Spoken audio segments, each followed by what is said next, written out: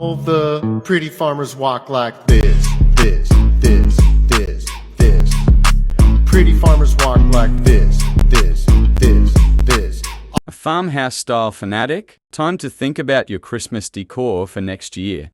Christmas traditions will feel natural and at home in the country, surrounded by the natural elements that Christmas decor are based on.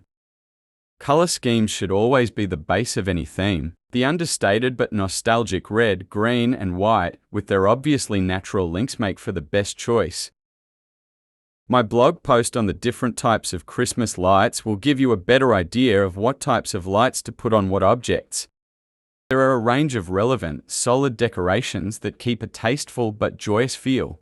Each type of solid decoration, wood, blow mold, and wire frames, have their own pros and cons. The much older style of candles in the window or in the tree can be safely recreated with today's technologies. Read up in my blog about much more thorough tips and ideas of how to bring the style to life in your rural, urban, suburban homes.